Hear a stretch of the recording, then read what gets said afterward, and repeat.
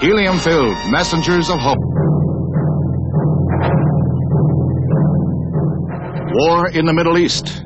Israeli forces drive spearheads across the Sinai Peninsula, west to the Suez Canal, south to the entrance of the Gulf of Aqaba, breaking the blockade, capturing the west bank of the Jordan River, and occupying the old city of Jerusalem. The first crippling blow came early in the four-day war, when the Arab Air Force was destroyed on the ground in air raids on 25 bases in 3 countries, Egypt, Jordan, and Syria. Israel's new defense minister, General Moshe Dayan, hero of the 1956 Sinai campaign, was instrumental in mapping his nation's battle plan. The sudden swiftness of the Israeli army crushed UAR forces with a combined air and ground 1-2 punch. Egypt's charges that U.S. and British air units aided Israel are vigorously denied, while diplomatic relations are broken. Efforts toward a ceasefire continue at the United Nations.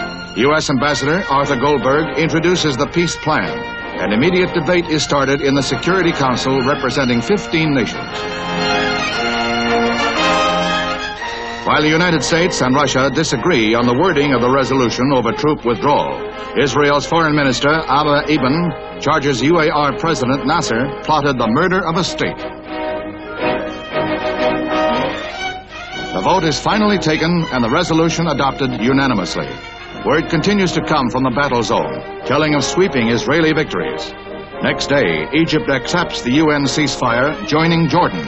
This left Syria facing Israeli forces alone. The United Nations arena remains in the world spotlight because of the many questions raised by the short but decisive Middle East war. With Israel now controlling the Sinai Peninsula, all approaches to the Suez Canal, Old Jerusalem, Bethlehem, and the Gulf of Aqaba, the diplomatic struggle now begins.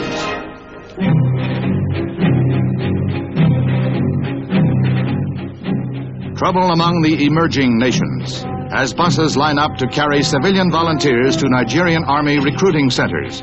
Some 10,000 citizens answered their government's call to arms. Nigeria's rebel eastern state, the Republic of Biafra, declared its independence, setting off an unofficial war.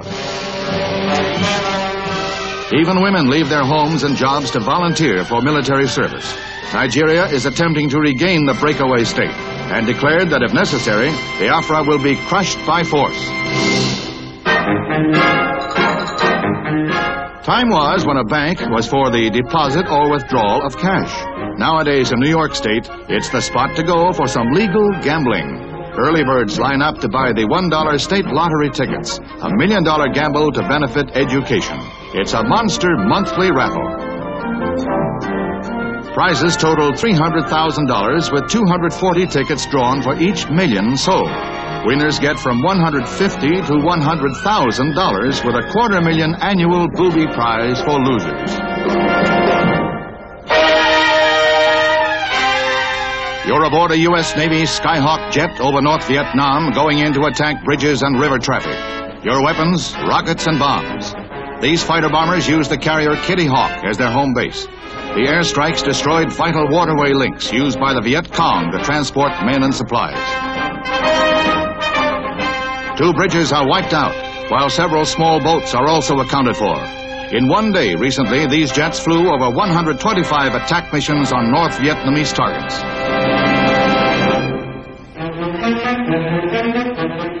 Demonstrators protest outside the West Berlin Opera House, where the Shah of Iran with Empress Farah attends a performance of Mozart's Magic Flute. Some 2,000 were in the mob. Denouncing the Shah as a murderer who arrests, tortures, and kills political opponents, the crowd clashes with Berlin police. 1 student was killed, another 44 injured, including 20 policemen. 47 people were arrested and jailed.